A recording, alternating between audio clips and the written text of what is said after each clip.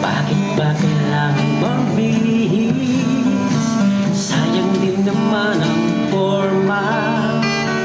Lagi lang naman may sisingin sa tuwing tayo'y magkasama.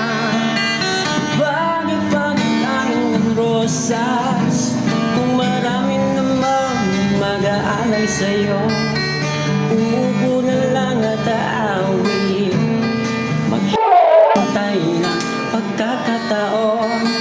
Hahayaan na lang silang magkandara pa na maligaw sa'yo. Idadaan na